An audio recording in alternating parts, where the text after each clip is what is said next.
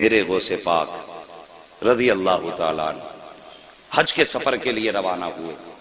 شور ہو گیا پورے بغداد میں، سرکار غوث پاک حج کے لیے جا رہے ہیں، بھیڑ لگنے لگی، بہت بڑا قافلہ ہو گیا۔ جب چلنے لگا تو ظاہر ہے پہلے کوئی ہوائی جہاز تو تھے نہیں، نہ بسیں تھی، وہ چوپایوں والی سواریوں پہ لوگ سفر کیا کرتے تھے، یہی تھا نا، سفر کرتے تھے۔ جب سفر کرتے تھے پیدل تو پھر راستے میں پڑاؤ بھی پڑنا، یہ بھی ضروری تھا، ٹھہرنا، آرام کرنا۔ تو کچھ بستیاں راستے میں پڑتی تھی، وہاں لوگوں کو پتہ چلا غوث پاک ادھر سے گزرنے والے ہیں، تو پتہ چلا یہی قیام کریں گے۔ امیروں نے اپنے اپنے گھر سجا دیے، انتظام کر دیا، غوث پاک میرے گھر ٹھہریں گے۔ لیکن ایک غریب تھا، وہ سوچنے لگا، تمنا تھی کاش میرے پاس دولت ہوتی، میں اپنے گھر بیٹھاتا غوث پاک کو، میں اپنے گھر بیٹھاتا اگر میرے پاس دولت ہوتی، لیکن اب میں اپنے گھر نہیں لاؤں گا، کیوں، میں ان کے لائق نہیں ہوں، بس ان کا دیدار ہو جائے یہی بہت بڑی بات۔ لیکن یہ کہتا میں بیٹھا تھا، اچانک میرے دروازے پہ شور ہوا، او یار دروازہ تو کھول۔ کہا میں نے جیسی کھول کے دیکھا، سامنے میری چوکھٹ پہ غوث الاعظم مسکرا رہے تھے۔ بڑے بڑے امیر کھڑے ہیں، لیکن میرے غوث نے غریب کے دروازے پہ دستک دی۔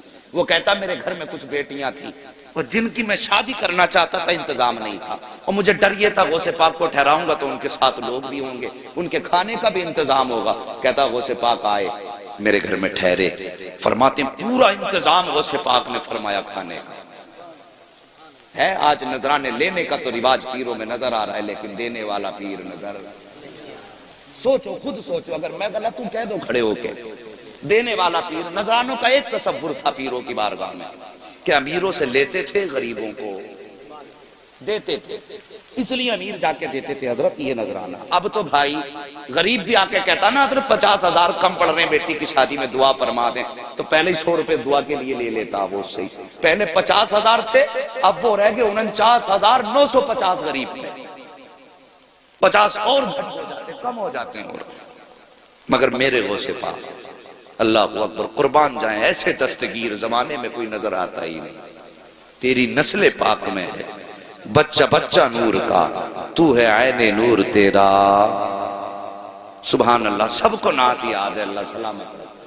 توجہ ہے، کہتا ہے میرے غوث پاک میرے گھر پہ ٹھہرے، انتظام کیا کھانے کا، اور پھر وہ کہتا ہے لوگ آئے نا نذرانہ دینے لگے، حضرت نذرانہ دینے لگے، کہنے لگا انتظام سارا غوث پاک کا تھا، لیکن میری بستی میں میرا چرچا ہو گیا، لو اس نے غوث پاک کے سارے ساتھیوں کے کھانے کا انتظام کیا۔ کہنے لگا دیکھو کام ان کا تھا، نام میرا ہو گیا۔ اللہ اکبر، کہتا ہے جب سارے لوگ کھا چکے، رات گزاری، صبح چلنے لگے، میرے غوث نے مجھے بلایا اور بلا کے فرمایا ذرا قریب آ، اور سینے سے لگا کے کان میں کہنے لگے بیٹیاں جوان ہیں، انتظام نہیں ہے شادی کا؟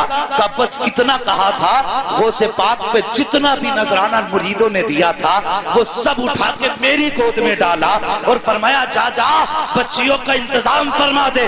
وہ کہتا ہے بظاہر تو تھوڑا تھا، لیکن اللہ نے اتنی برکتیں دی کہ میری بچیوں کی بھی شادی ہو گئی اور نسلوں کے گزارے بھی ہونے لگے۔